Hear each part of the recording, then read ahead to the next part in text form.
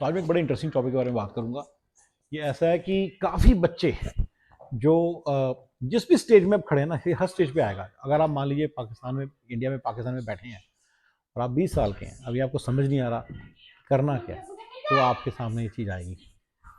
जो बंदे ने अमेरिका जाना है वर्सेस यूके जाना है, यूएसए जाना है, कनाडा जाना है, तो ये सारा ठीक है ना। और उसके बाद जो बंदा यहाँ पे आ गया, रिमेंबर मैंने 3-4 स्टेज आते सारी इसको $40,000 की इनकम, $35-40,000 की इनकम कहीं नहीं गई, $2,500-3,000 पर मंथ कहीं नहीं गई। ये हर एक को मिलती है। उसके बाद 40 से 80 हज़ार की इनकम बड़ा आसान है डबल करना।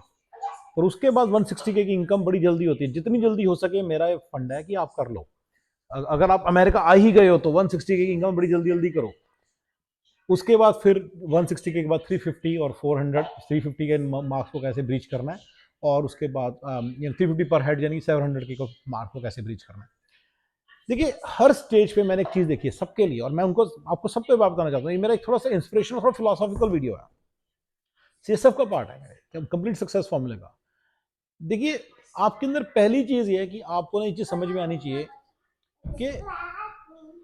कि मिशन ओरिएंटेड होना चाहिए आपको। यानी कि आप किसी चीज के पीछे पड़ जाए ना, तो उसके पीछे मतलब फिर उसके हाथ धो के उसके पीछे पड़ जाए। कि मैं आपको दो बातें बताऊंगा, थोड़ी कंफ्लिक्टिंग होगी दोनों। Mission orientedness is very important. यानी कि कई लोग ऐसे बोलते हैं आपका फोकस होना चाहिए, आप उसके पीछे पड़। कई लोग ऐसे कहते हैं आप मतलब कि लगन से करो। मैं इसको कहता हूँ मिशन ओरिएंटेड होना चाहिए, यानी कि आपको उसके पीछे पड़ जाना चाहिए। अगर मैं आपको एग्जांपल दूं, जब मुझे म्यूलसॉफ्ट के अंदर एंट्री मारनी थी मैनी ईयर्स बैक, तो मैं उसके पीछे पड़ गया। 3 महीने के लिए मैंने आपको लॉक कर लिया और मैं पढ़ने लगा। 15-15, 16-16 घंटे उसको पढ़ा, उसको समझने की कोशिश, समझ ही कुछ नहीं आता था। म्यूलसॉफ्ट एक इंटीग्रेशन टेक्नोलॉजी जिसका मैंने मतलब मैं जिसके अंदर काम करता हूँ अभी। तो अब तो ये एक बड़ी इंपॉर्टेंट चीज है कि आप मतलब मिशन यानी कि मिशन ओरिएंटेड बनिए, ठीक है ना। उसके पीछे पड़ जाइए, उस चीज के पीछे पड़ जाइए और मेक श्योर करिए कि आपके मतलब जब तक आपको रिजल्ट ना आए, जूस ना निकले, तब तक उसके पीछे पड़े रहिए, ठीक है ना। अब इसी चीज के साथ एक बड़ी इंटरेस्टिंग चीज बताने वाला हूं। There is something called as how versus what. देखिए फंडा क्या है। आप इतने सारे वीडियोस देख रहे हो, आप विवेक बिंद्रा के वीडियोस देख रहे हो, आप अपना संदीप मिश्री की वीडियो देख रहे हो। इनमें से काफी बंदे वो बोलते हैं आप आपको बड़ी इंटरेस्टिंग चीज का आंसर नहीं देते, वो है व्हाट। और यही आपकी सबसे बड़ी प्रॉब्लम है। हर लाइफ के हर स्टेज के ऊपर ना आपके सामने मल्टीपल ऑप्शंस हैं, आपको ये नहीं समझ में आता कि व्हाट। अगर आपको पता चल जाए ना कि ये करना ठीक है, तो आप उसके पीछे मिशन ओरिएंटेड नेचर जो आपकी है ना, वो उसको यूटिलाइज करके उसके पीछे पड़ सकते हैं। और ये बहुत बड़ा एक प्रॉब्लम आती है। तो ये स्पेशली मेरे से को भी आ जाती है। अब मैं कटका पड़ा एक लेवल पे, आज की डेट में मुझे बिल्कुल समझ नहीं आ रहा कि मैं कौन से एक बिजनेस में जाऊं, मैं क्या स्ट्रेटेजिक स्टेप लूं, क्या प्रॉब्लम क्या है, कैसे मैं फिगर आउट कर लूंगा, लेकिन क्या का आंसर नहीं मिलता।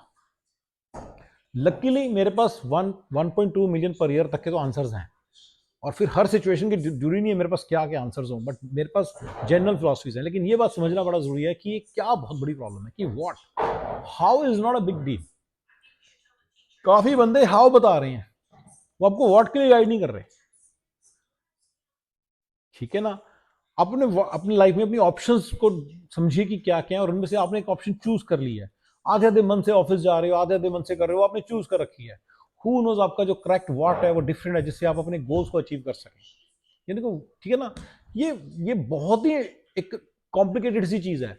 अब जैसे एग्जांपल के तौर पे बंदा अमेरिका आया और उसको पता चल गया मुझे ग्रीन कार्ड के पीछे भागना है, वहां तक उसको क्लियर है, ठीक है। फर्स्ट ऑफ ऑल ये भी क्लियर नहीं होता कि व्हाट, कि ग्रीन कार्ड लेना है। अब 4 ऑप्शंस हैं, उनमें से कौन सी ऑप्शन उसके लिए बेस्ट है, ये हर मोमेंट पे आपको आ जाके हिट करेगी, और ये आपकी सबसे बड़ी प्रॉब्लम बनने वाली है। If you know what to do, you will be able to achieve it, but if when you do not know what is the right thing to be achieved, you will not be. ये बहुत बड़ी problem है सबकी, और ये लोग what का answer नहीं उनको मिलता, ठीक है ना। व्हाट के आंसर के बिना क्या होता है, आप नदी की तरह होते हैं, जहां जहां मतलब नदी जा रही है बस वहां उसके साथ चले जाते हो। आप एक ऐसे अपनी रफ्तार पकड़ के कुछ नहीं कर रहे हो, राइट।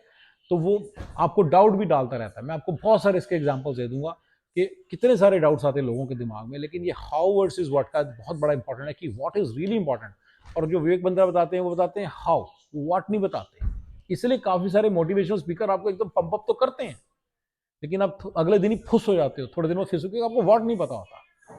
मिशन ओरिएंटेड नेचर आपको डेवलप करनी पड़ेगी, ये बड़ी इंपॉर्टेंट है। मैं वापस मिशन ओरिएंटेड पे आता हूँ, क्योंकि वो बड़ी इंपॉर्टेंट। अब मान लो व्हाट पता चल गया, लाइफ में वही कामयाब होगा जो मिशन ओरिएंटेड है, जो आगे बढ़ता है, पीछे पड़ जाता है किसी चीज के।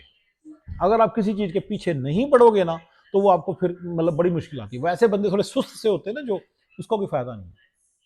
मैं आपको, जब आपको अपना फोकसिंग इश्यूज या अपने इस तरह के इश्यूज को एनालाइज करना होगा, मैं आपको एक मतलब एक मल्टी लेयर फॉर्मूला दूंगा जिसको आप एनालाइज कीजिए कि आप कोई क्या इश्यूज आ रहे हैं। बट अगर आप जनरली मतलब सुस्त हैं, मैं सुस्त नहीं था, तो मेरे को अपनी प्रॉब्लम्स पता है कि व्हाट ऑल थिंग्स स्ट्राउड मी, मैं आपको वो सब आपके साथ शेयर करूंगा, ठीक है। And that is true for many many people that I know, ठीक है ना। बट कुछ बंदे बिल्कुल ही सुस्त होते हैं। मैं आपको जैसे मान लो कुछ बंदे गवर्नमेंट जॉब में मान लो, अब उनके यहाँ क्या होता है कि जितना मर्जी व्हाट को फिगर आउट कर लें, जो मर्जी फिगर आउट कर लें, उनको उतना ही मिलना है।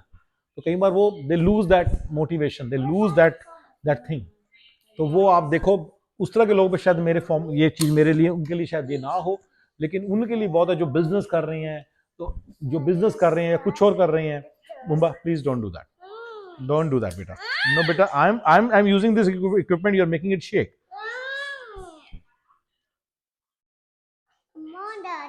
Don't touch it, I am doing the recording, you watch your movie.